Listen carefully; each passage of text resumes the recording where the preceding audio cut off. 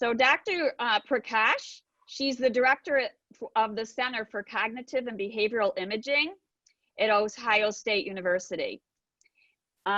She is associate professor in the Department of Psychology.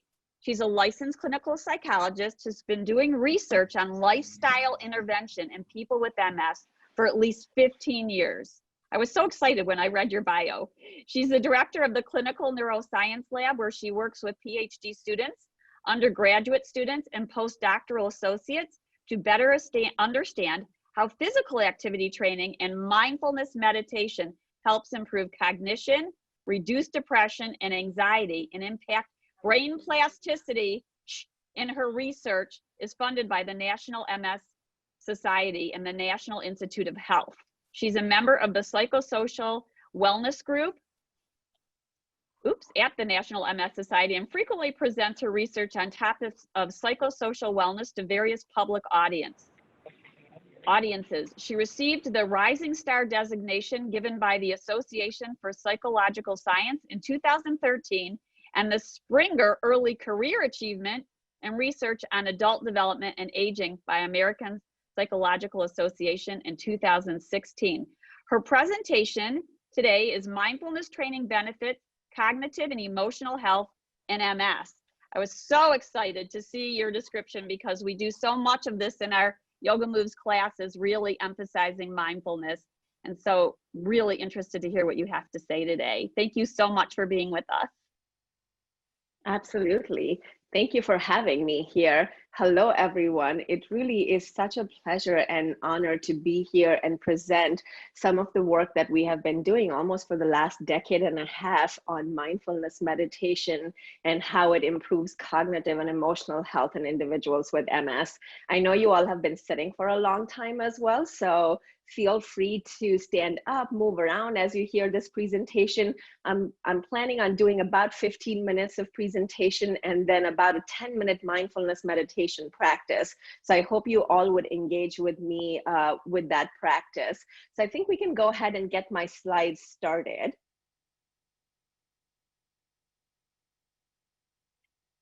And I know in the chat feature, several of you are wondering how you can zoom in on the speaker. So there is usually a toggle button that allows you to make either the speaker much bigger or the slides much bigger. So feel free to play around with that. You can also pin a speaker so that you're just looking at the person who's giving the talk.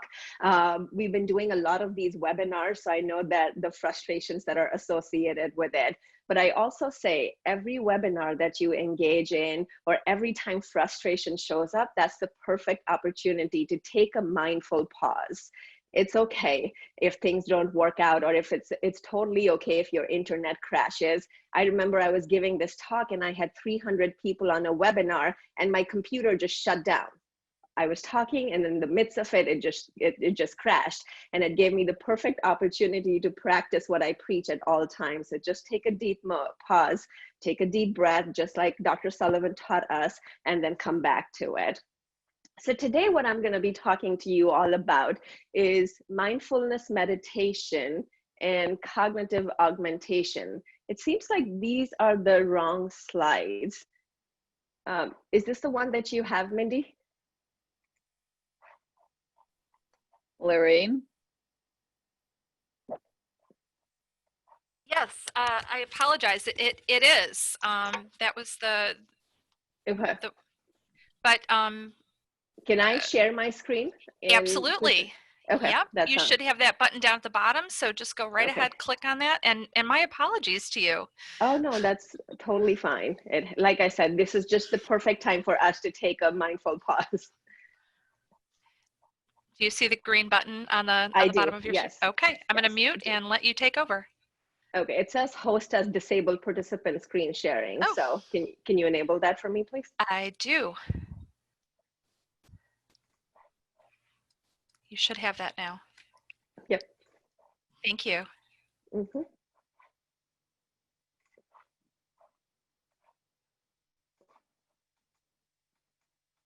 Sorry about that, everyone. Like I said, technology is usually not our friend.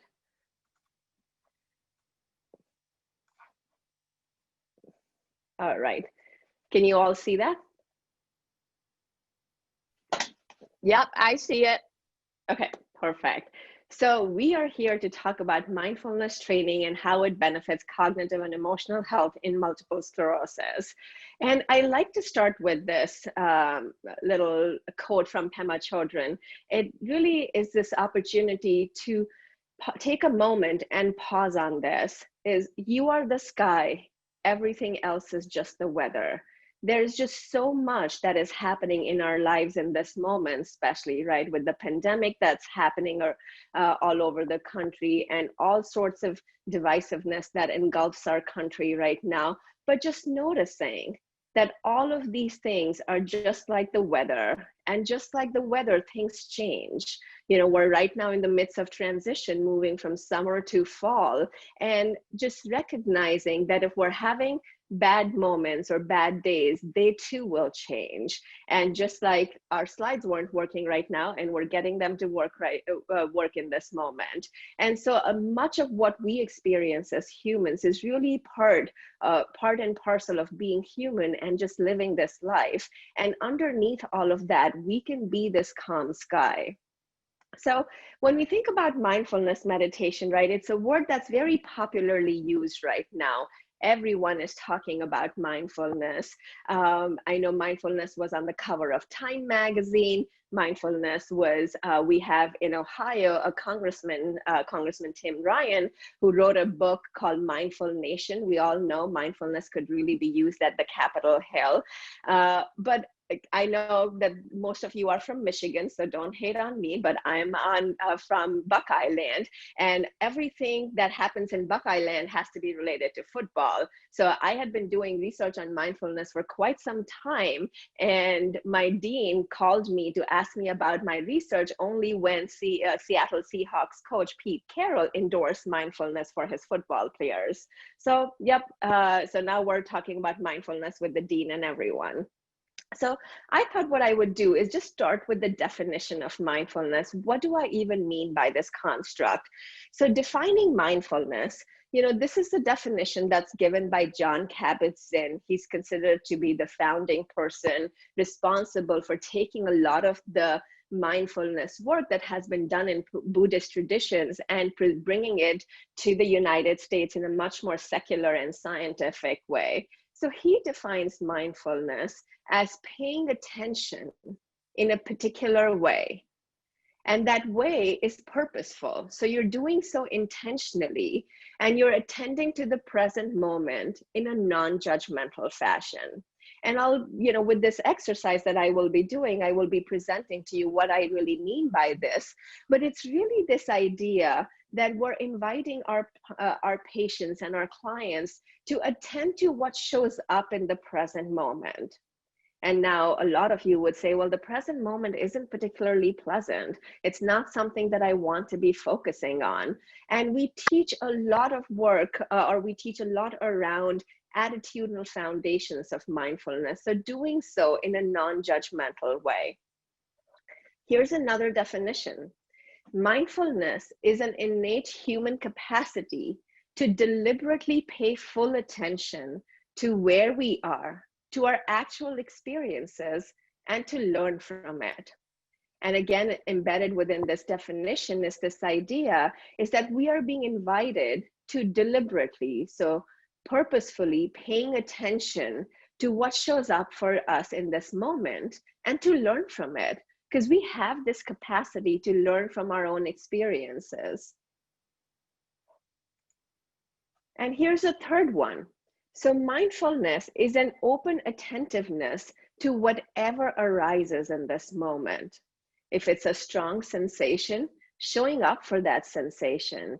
If it's a strong thought or an emotion, showing up for that. And what does it mean to show up for those things?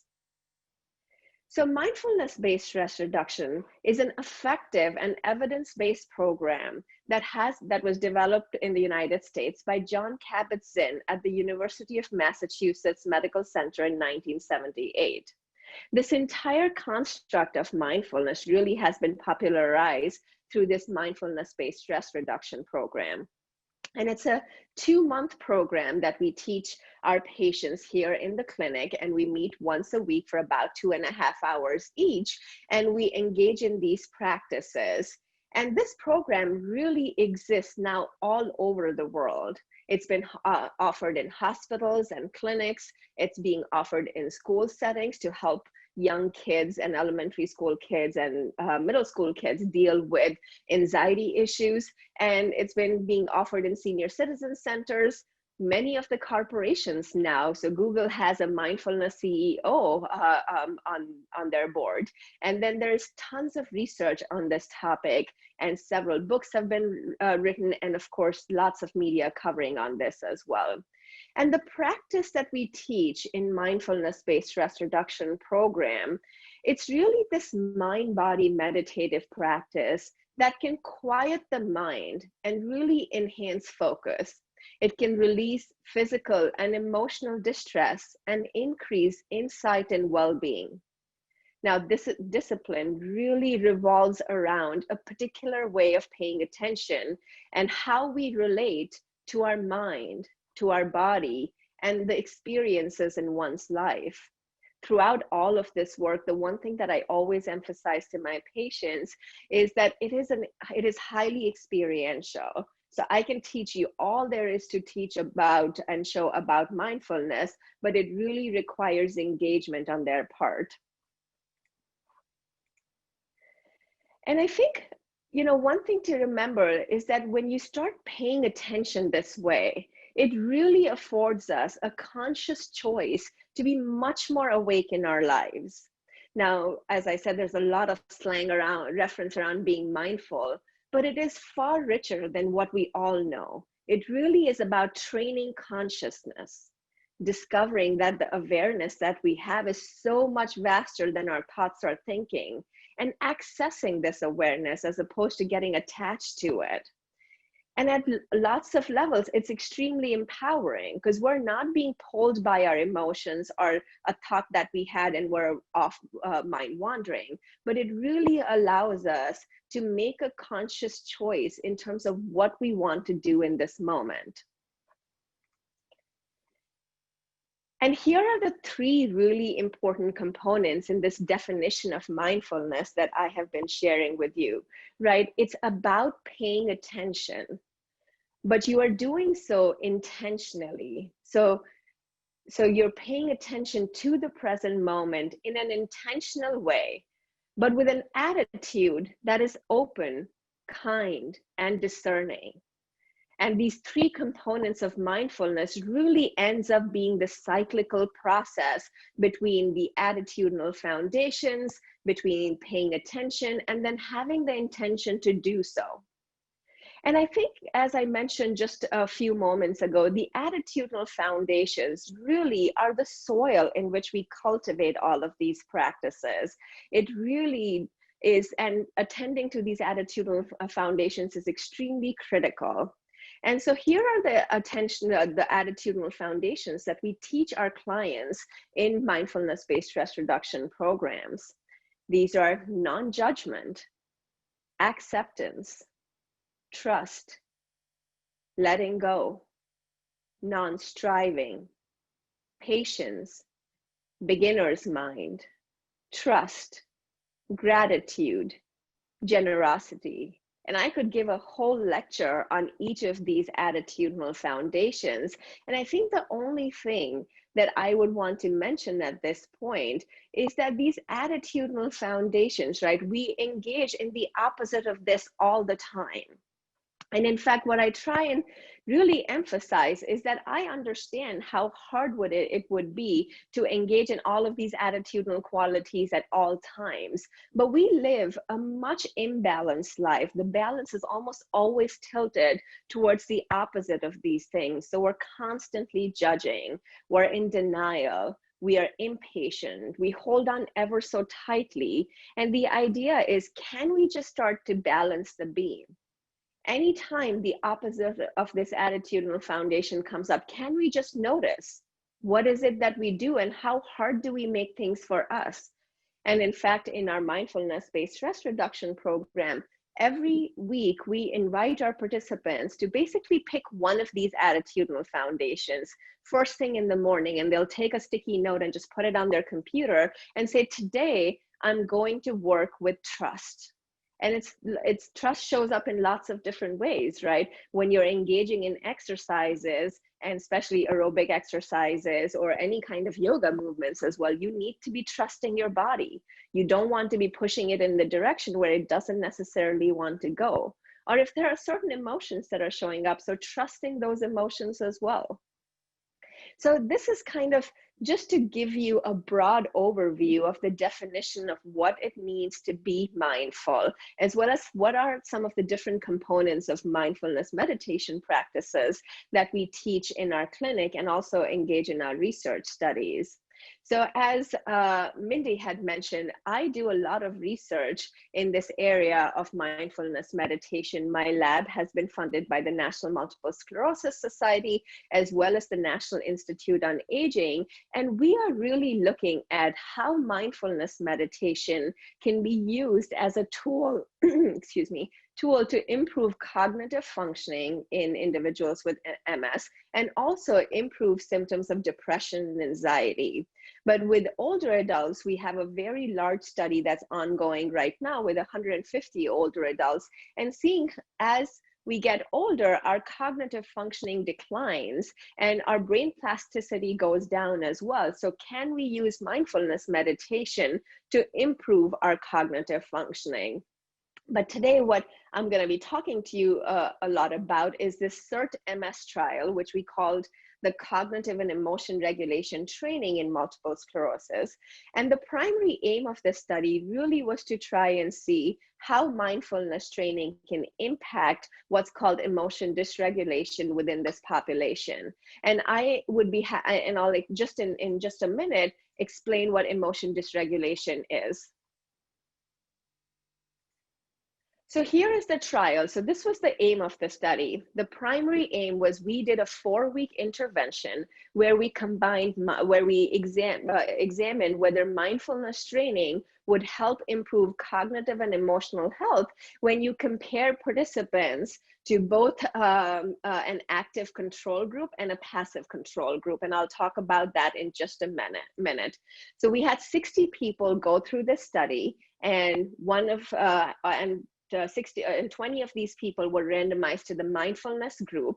The other 20 did the cognitive training program, right? Like lots of people talk about cognitive training at all times. And then the third group did the waitlist control, was basically did not do anything. It was our waitlist control participants. And what we were really interested on to see was if mindfulness meditation would help improve emotion dysregulation and then cognitive functioning. And I'll explain those in just a minute.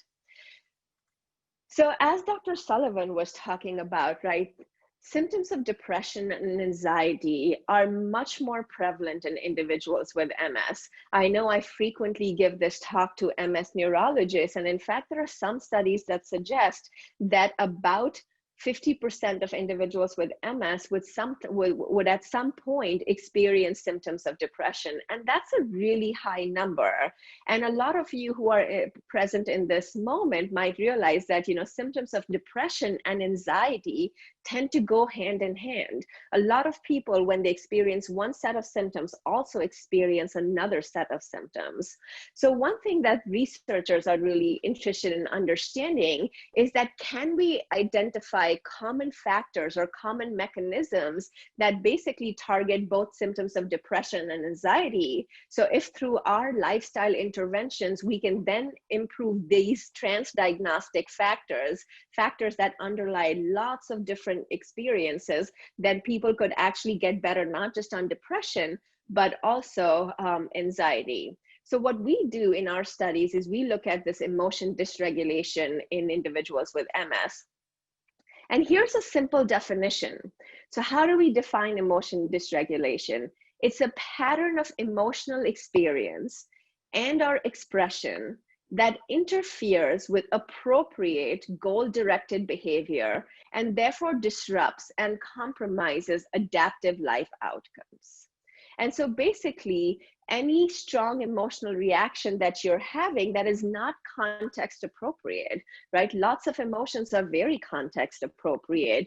A lot of us are grieving at the state of affairs that we find ourselves in, and that's an appropriate response. But we also can help people deal with some of those responses. Or if you hear a bad news about your prognosis and get extremely upset about it and get very depressed and can't get out of bed. Or if you have to give a talk, and I always tell this to my students, you have to give a talk, and some level of anxiety is actually adaptive, but if it gets so paralyzing that you get up in front of your audience and you just cannot say a word, and that is what we mean by emotion dysregulation. So it tends to underlie lots of different factors. And when you look at individuals with MS and emotion dysregulation, so we know both in the data that Dr. Sullivan presented, but also in a lot of the work that we have done, is that people with MS tend to experience higher levels of symptoms of depression and anxiety. And we did a study where we matched a large group of individuals with MS to what we call community participants. So they were matched in terms of age, sex, and education levels. And we still found that people with MS experience a high level of depression and anxiety. We also found that emotion dysregulation, you can give questionnaires to people, and that was really high in individuals with MS compared to community controls.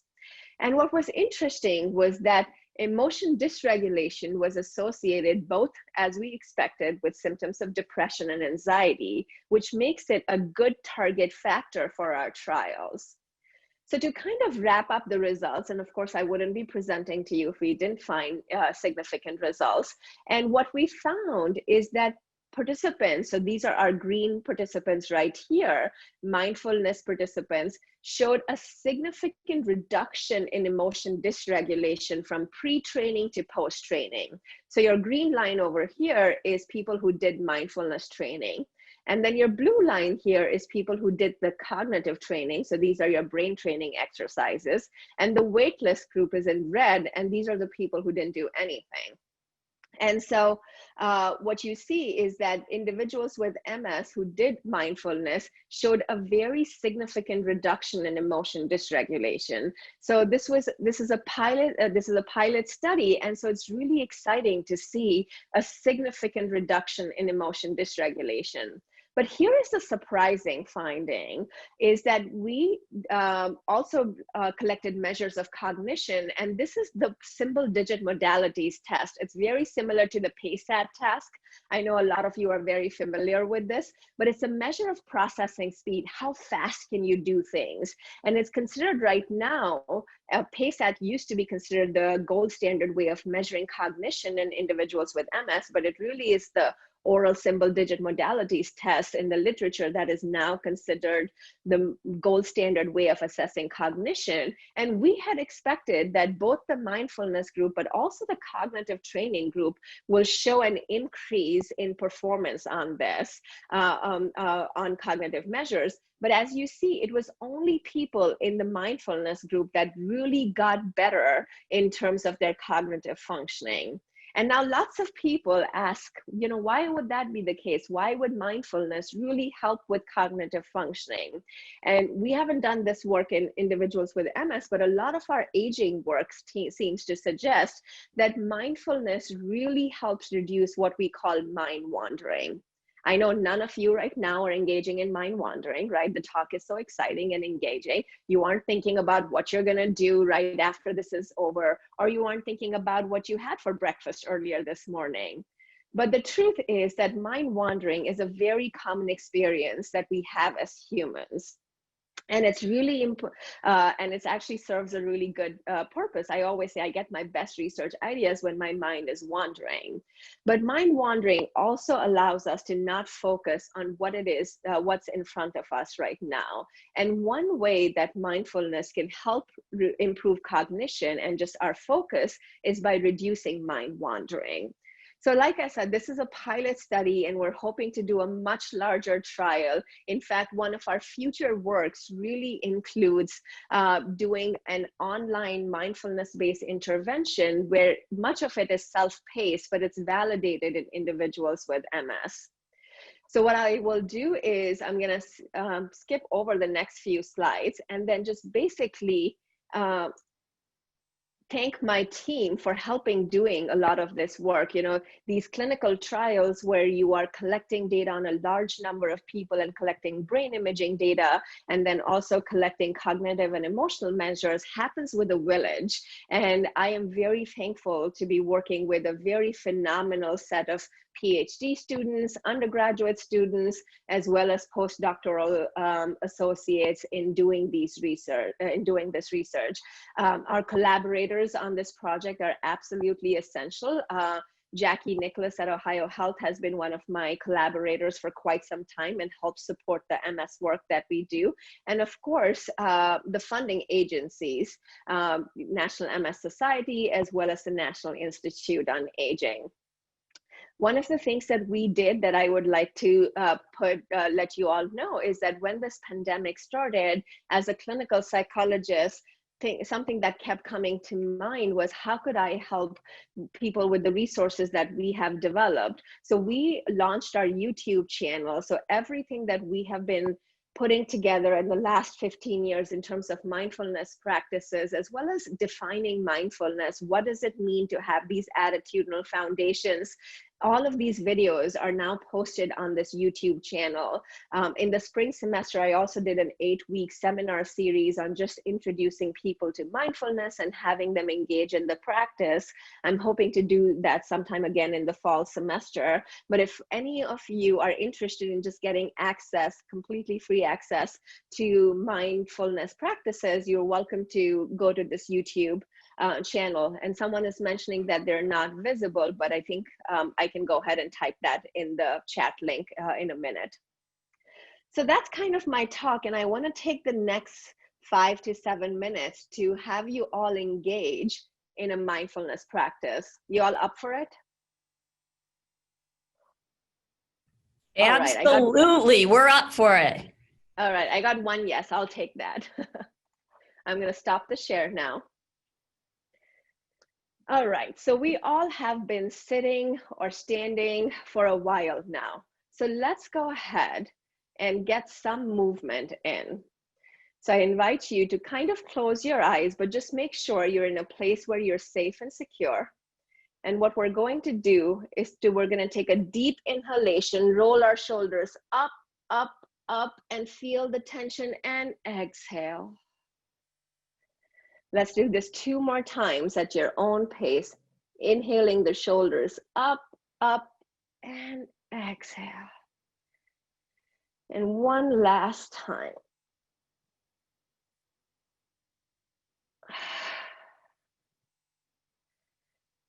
And just with that last breath, kind of settling in. And you know, you all have been here for a couple of hours and are together with all of us for the next 2 hours or so. But for now, let's not even think about that far ahead. What we're going to do right now is to just learn what it means to attend to the present moment. We've been talking about that for the last 15 minutes, as mindfulness is all about being in the present moment. But what is your experience in this very moment? And what do I even mean by that question? What are you aware of in this moment? So we'll do a little internal exploration. So imagine as if you're noticing is like a flashlight that we will be shining on different aspects of your experience. And you can follow along as best as you can. So bringing your attention to your body sitting here, or even standing if you find yourselves right there. Feel the weight of your body. Notice what it's like to bring attention to your body sitting here. Offering your body a simple and kind attention. What's it like to bring attention to your body? What do you notice? Not looking for anything in particular, just noticing whatever is there to notice.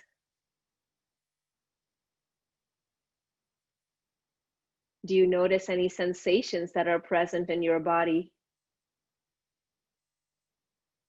Heaviness, lightness, perhaps some warmth, or maybe even some coolness. Maybe you notice some tension or tightness, or maybe just some ease. Just noticing.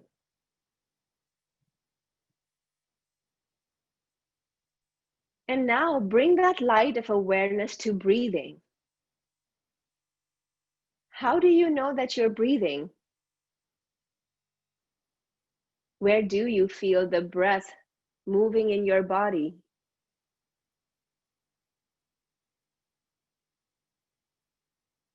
What's it like to just watch and notice your body sitting here? What sensations of breath do you notice?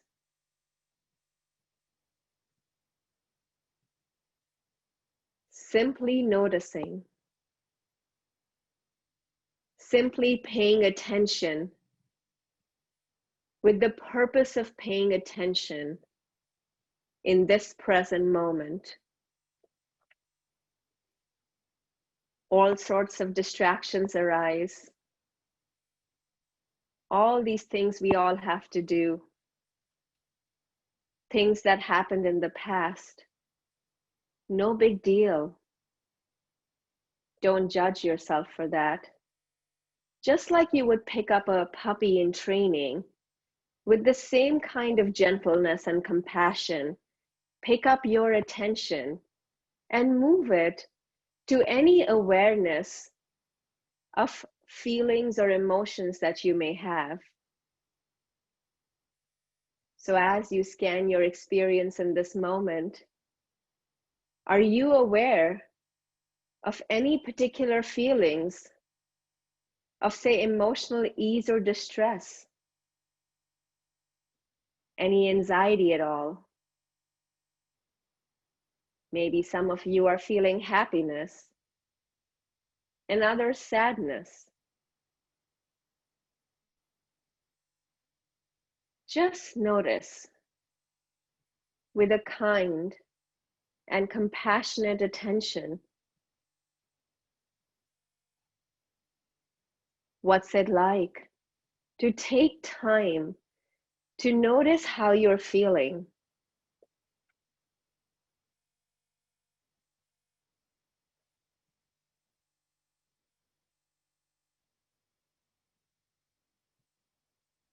And lastly, let's bring our attention to our thoughts, to our thinking mind. As you observe your mind, what do you notice? Streams of thinking, thoughts coming and going, thoughts about what has come before or what is yet to come. Just notice.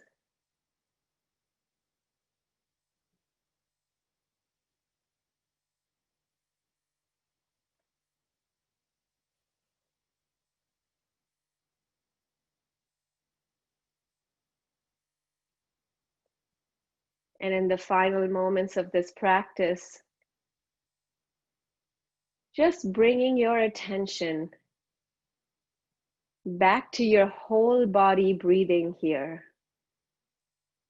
in this moment.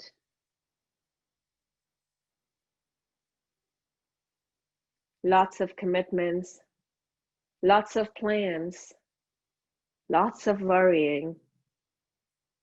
But here you are, taking time for yourself.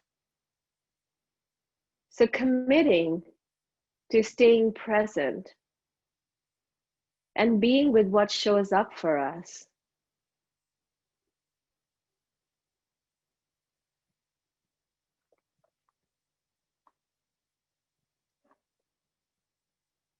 And I'll ring a bell, which will signify the end of this practice. So just really allowing yourself to nourish in these final moments of present centered awareness.